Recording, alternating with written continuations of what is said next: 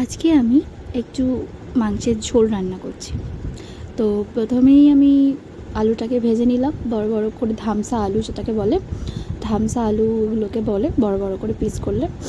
তো আলুগুলোকে প্রথমে ভেজে নিয়েছি, ভেজে নিয়ে তারপরে তার মধ্যে একটু পেঁয়াজ কুচি দিয়ে দিলাম। পেঁয়াজ কুচিটা দেওয়ার পর একটু তোমরা নুন দিয়ে নেবে, নুন দিয়ে দিলে তাড়াতাড়ি পেঁয়াজটা ভাজা হয়ে যায়। তো ভালো করে পেঁয়াজটাকে ভেজে নিলাম, নেবার পর লাল লাল করে ভাজার পরে আদা রসুনের পেস্টটা দিয়ে দিলাম, দিয়ে ওটাকে ভালো করে কষাতে হবে। কষিয়ে যতক্ষণ না আদা রসুনের গন্ধটা যায় ততক্ষণ পর্যন্ত কষাতে হবে। কষাবার পরে টমেটো দিয়ে আবার ওটাকে একটু কষাতে হবে, টমেটো যতক্ষণ না কাঁচা অবস্থাটা না যায়। তো তারপরে এবার মাংসগুলো দিয়ে দিতে হবে। মানে আমি প্রথমে আমি করি যে মাংসগুলো ভেজে নিই, তো এবারে মাংসগুলো ভাজতে পারিনি বলে ওই জন্য পেঁয়াজ আদা রসুন টমেটো দেবার পরে মাংসগুলোকে ওর সঙ্গে দিয়ে কষিয়ে মানে ভাজা ভাজা করে নিচ্ছি। তারপরে আস্তে আস্তে একটু লঙ্কা গুঁড়ো দিয়ে দিলাম, সানরাইজ লঙ্কা গুঁড়ো, হলুদ গুঁড়ো দিয়ে দিলাম।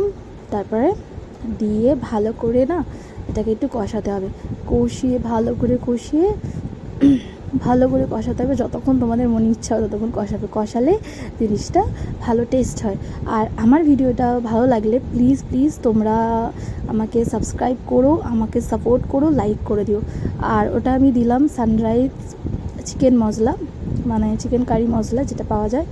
তো সানরাইজ চিকেন মশলা দেবার পরেও আবার একটু ভালো করে নাড়াচাড়া করে নিলাম ভালো করে।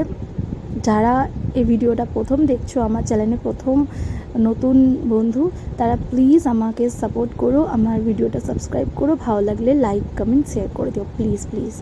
আর এইটা হচ্ছে ভাজা আলুগুলোকে দিয়ে দিলাম, দিয়ে ভালো করে কষালাম। আলুগুলোকে দিয়ে যতক্ষণ পারবে তোমরা কষাবে, জিনিসটা কষালে জিনিসের টেস্টটাই বেশি হয়। সে যাই রান্না করো না কেন, মাংস বলো মাছ ডিম যাই রান্না করো না কেন, প্রথমে প্রচণ্ড কষালে প্রচুর ভালো টেস্ট হয়।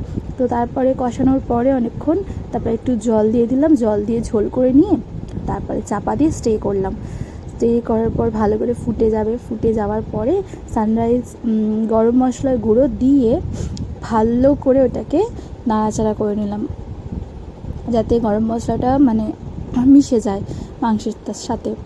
তো ভালো করে নাড়াচাড়া করে দেখতেই পাচ্ছ রঙটা কেমন হয়েছে।